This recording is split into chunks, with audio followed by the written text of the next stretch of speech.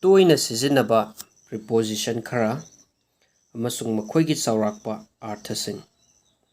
About rom kilometer banga rom.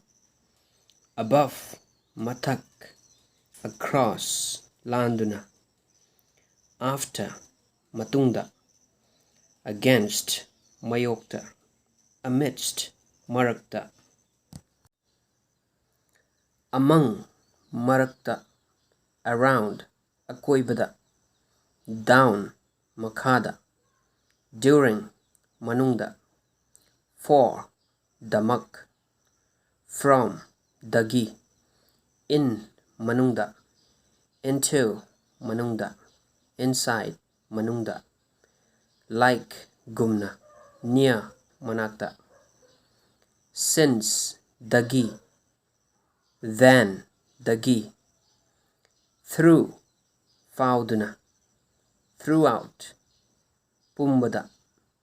Till fauba. To the. Towards romda. Under makada. Underneath makada. At the. Before mamangda. Behind matungda. Below makada. Beneath makada. Beside nakalda. Beyond wangmada. By na. Off dagi. On mathakta. Opposite mayoknana. Out mapanda. Outside mapanda. With loinana. Over mathakta. Within manungda. Past lana. Without yaudana. Unlike manadana. Until fauba. Up mathakta. Upon mathakta. With loinana. Common oiba preposition kharagi sinafam. Ngasigisdi matam takpada sijinnaba khara yengsi. On date and days the sinaba. Tomba married on the 5th of May 2005.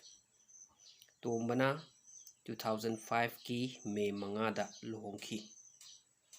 I'll come on Thursday. Ai Thursday nimitta lakani. The meeting will be held on date 10. Meeting adu tarik tarada pangthokani. In months ka seasons ka year gada sinaba. I'll visit you in the month of May. Ai May gi thada koithorakani habaniko noigida. Many flowers bloom in the spring season. Basanta gi panthada lai mayam ama pomi. He died in the year 2002. Mahak 2002 gi sahida sikhi. At argadi chapchaba matam ama ko. The meeting will be held at 2 p.m. Meeting adu pung anida pangthokani. PM hargadi nungthil niko. I'll meet you at 7 a.m. Ayuki pung tareta aina nangbu thengnagani.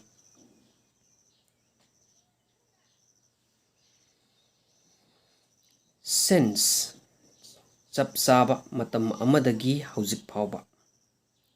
I've been working here since 2009. 2009 dagi ay mapam sida tabak surakli.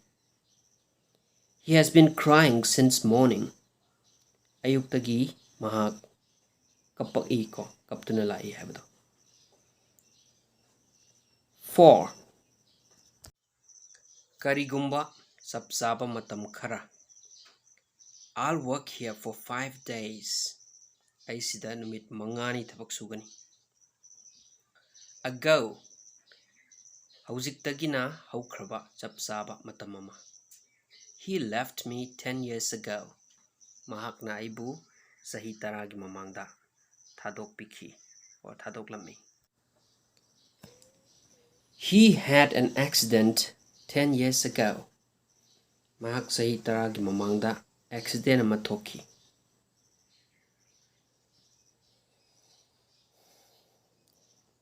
During adugi matam manungda. I swim every day during the summer. Ai kalen thagi manungda nungtigi iroizai. I work there during his administration. Mahaki administration manungda ai mapamduda tabuk surammi. I worked there during his administration. Before mamangi matam. He left the cinema hall before it started. Cinema hall adu cinema howdringeda mahakna thadok kirami. Aidi sat kirami habniko. After tungi matam. Let's meet after the show. Show si loiraga thengnasi habniko. Until matam du fauba. Don't come here until I call you. Aina kauraktrigai sidalakanu. Don't move until I tell you. Aina hairaktrigai nang lenganu. Haidi chathokiganu bu harsko. Bye. Adugi matamdagi thengdadana. You should reach here by 9 a.m. Pung mapanda. Tapsana lao haibagumaniko. The meeting will be started by 10:30 a.m. Meeting adu 10:30 a.m. da hogani. Mathangi video da mafam takpa prepositions jing tamsiko.